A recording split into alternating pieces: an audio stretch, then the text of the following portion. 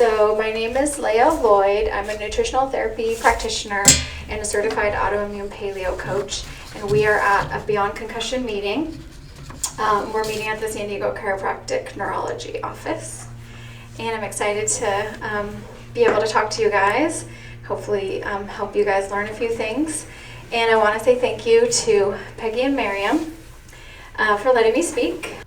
So I want to get started on the things I want to go over tonight as far as how your diet can really help you as you're trying to heal. So as soon as the brain injury happens, that's the best time to really accelerate your healing with these diet keys. But it's important to remember that even much time, a long time later, even years later, if you start to really dial in your diet, it can still help you. It's just that in the very initial time, they call it like the acute stage.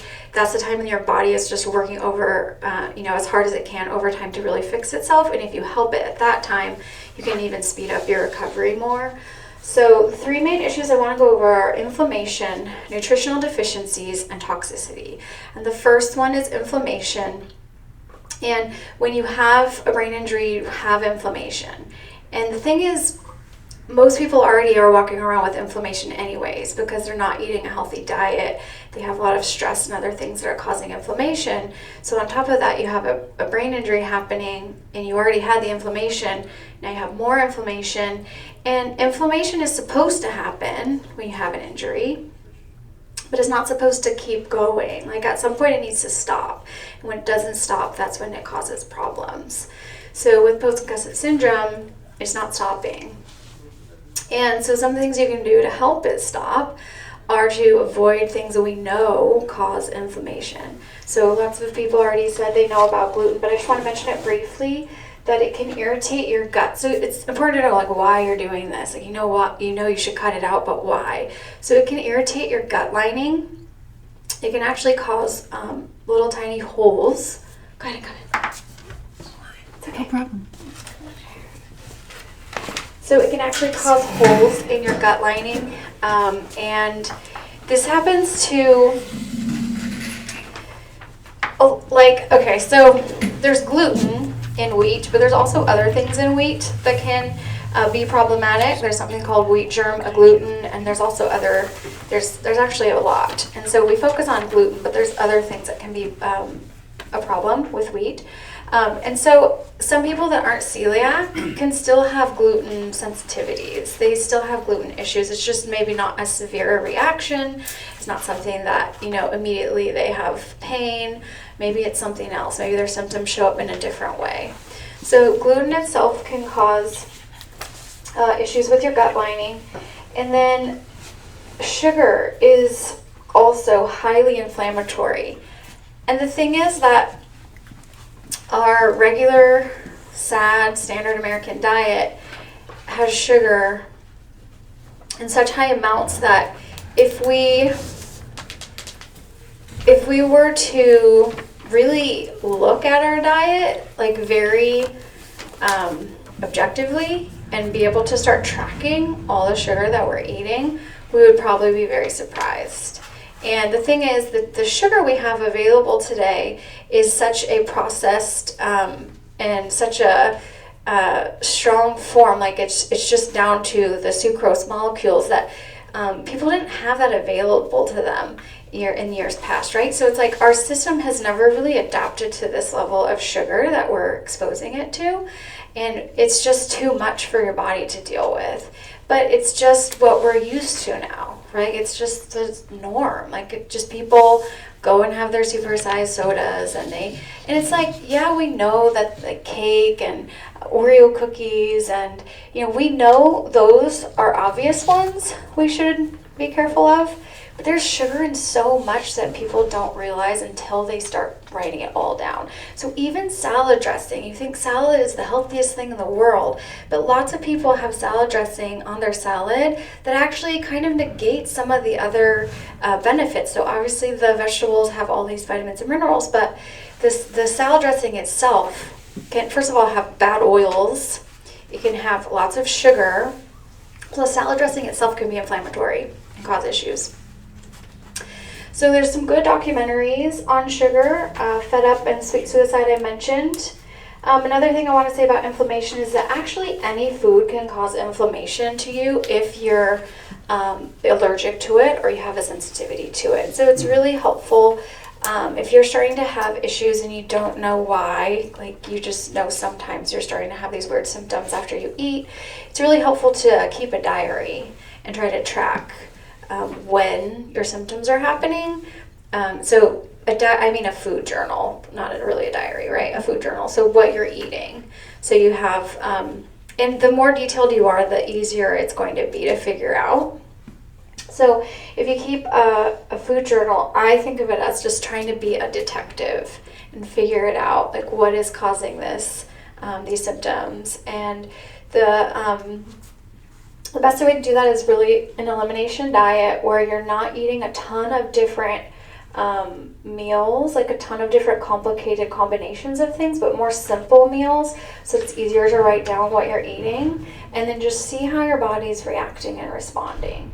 So if it's just, and the thing is these elimination diets are temporary. So it's not like I'm telling you I only want you to eat 10 food items for the rest of your life. It's definitely not what I'm saying, right? I'm just saying for a short period of time, if you can, because the thing is, usually when you have an injury like this and you're starting to have all these symptoms and you can't figure out what they are, it's like lots of things could be causing problems, but you don't even know how to get to that baseline where it's not causing problems anymore. And if you could just get to that, I had a hard time getting to that baseline where I felt like I wasn't, really overstimulating, I wasn't having issues. And if you can just get to that baseline and then slowly add things to it, that I feel is the real key to recovery. I feel like just finding that baseline is really hard sometimes. If you can do that with food, that is awesome. Okay, and I did mention the turmeric.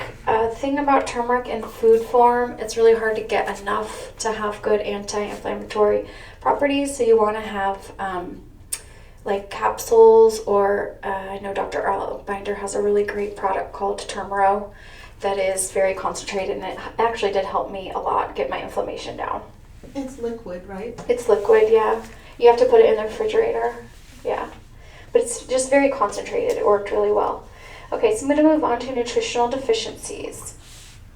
I think that most people don't think of food as like your fuel that's actually fueling your cells. And if we would think of it that way, I think it would be easier for us to choose the salads and the foods we already know are good for us. It's like we eat the food and we just don't think like, what's the food doing? It's, if we could really think of the whole process and realize that your body is going through all of these different biochemical reactions that you're not even aware of, right? And it needs the food you eat to have these reactions happening. And I put on here that when you eat the junk food, the things you know are bad for you, they're problematic because, yes, they're causing inflammation and they have chemicals and additives that are not good for your body and can actually be toxic. But another reason that they're a problem is because you're eating them and getting full on them instead of getting the vitamins and minerals that your body actually needs to do all of its processes. So it's like you're getting full on something that is harming you, right? And that, I feel like that's almost more of the issue. It's like you're kind of, in some cases, really deficient. A lot of people, even without brain injuries, just, their diet isn't giving them enough vitamins and minerals, and so they're already deficient, and then they get an injury, and your needs for some of these vitamins and minerals goes up, right? Your need increases, and instead of getting these vitamins and minerals, a lot of times we have a hard time. I had a hard time cooking for myself and actually just getting healthy food. So that can be pretty difficult, something to try to figure out. And I've done a lot to try to figure out how to make healthy eating practical, but you have to get creative with it. So think about what you're eating and if it's giving your body the raw materials it needs to do all those processes. It's really trying to heal you, and are you giving it all that it needs to heal you? So I did list a few supplements, and I did also list some supplements that I take. I take actually a lot of supplements, and I've noticed them really helping me. So I have on here omega-3 fish oil. It's really important. Vitamin D, magnesium, and your B vitamins. And vitamin D, so I could talk about all of these, but I don't want to, I can talk a lot. I don't want to keep talking forever, as you guys know. I literally had 11 pages of notes, you guys, so you should be thankful I'm not doing 11 pages tonight. You're doing amazing. You're doing really good. All right, so, but I do want to mention with vitamin D, vitamin D is excellent for your mood, for helping you to feel better. I know for me, I had some depression and anxiety after my brain injury because I didn't know if, I was going to ever get better. I had all of these thoughts of, what's going to happen to me? Am I going to lose my job? Like, all of these things caused depression and anxiety. And vitamin D, we know we can get it from the sun, but a lot of supplements are really going to help you because even though we have, it's sunny here and everything, you want to actually get enough sun without burning. And then for someone like me who's very fair-skinned, it's kind of hard to do, actually, right? So I'll get out in the sun and maybe, get 20 minutes, but I burn pretty fast. And you don't want to actually put sunscreen on when you're trying to get vitamin D. The sunscreen can actually block it. So if I just go out in the sun for 15, 20 minutes, okay, that's my, cutoff. And so for me, vitamin D supplements have helped a lot. The magnesium is also really important because your body uses magnesium when you're going through stress. It uses more than normal. So I take magnesium every night. I have they're like something I put in my water. It's just a scoop I put in my water before bed. And magnesium is also supposed to help calm you and help you go to sleep. The It's powder good for- that you use in water, is it calm? No, it's not calm. It's from here. It's Oh, it's from here. I forget the name, but it's the one from here, from Yeah. Dr. Albinder. Yeah. Yeah. I know which one it is. Yeah, I think it's Optomag. That's it. Optomag Optomag Neuro. So I think is what Ariana it's did called. not like it in water, so I put it in capsules. Okay, And yeah. She just takes it. That's but great. it's great to take before bedtime. Yeah. It helps you sleep. It helps you relax. Yeah. Definitely helps me. Okay, and then let me move on to the alpha-lipoic acid, the phosphatidylserine, and the phosphatidylcholine. All of these are just known for helping you with cognitive function.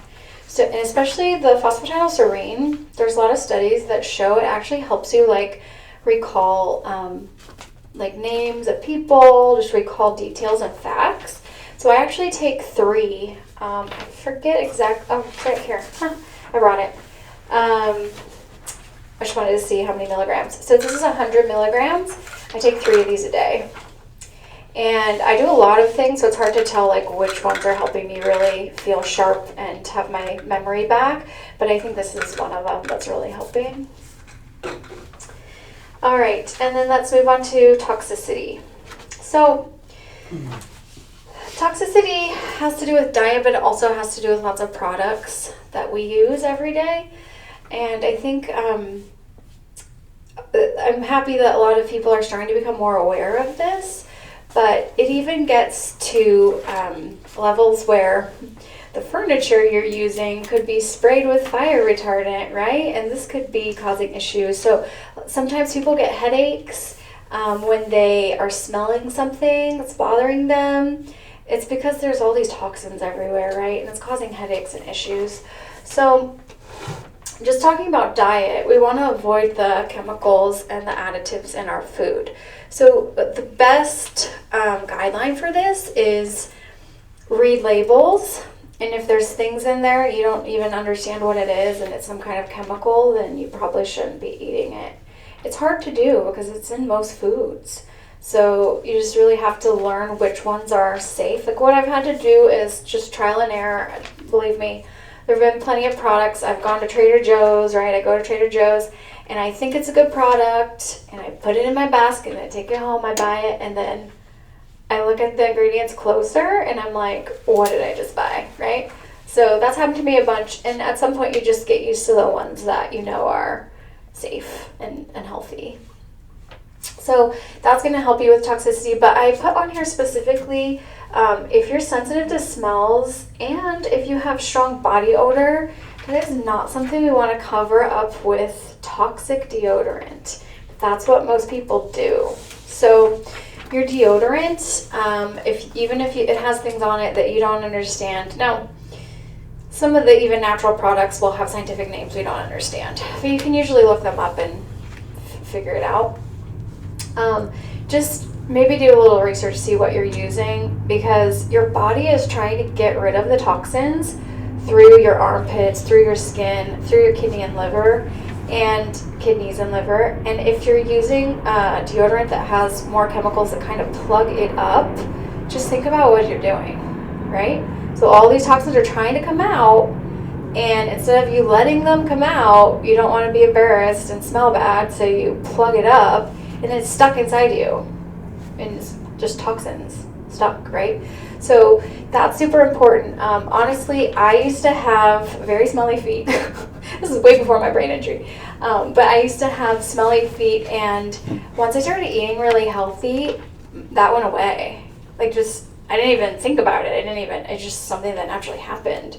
So I was putting less toxins in my body, and then my body didn't need to use my feet to release some of the toxins. And just in general, now I use natural deodorants that aren't as strong, but because I've detoxified enough, I don't need the stronger deodorant as much anymore. And then I wanted to mention these books because there's lots of books out there, and I am a big reader. That's another passion, is reading and literature. So I read a lot and I want to be informed on these things. And these 4 are some of my favorite. There's some concussion books that are more like stories, and they can be, help you know you're not alone and things like that. But I wanted things that would really make you feel like you have some practical tips to help. So I'm going to show you guys these. This one for food with a brain injury or concussion issues. This one is the best I've found. So it's How to Feed a Brain by Kevin Ballister. He had a severe, I don't know if you'd call it severe, but he had either a severe or moderate traumatic brain injury.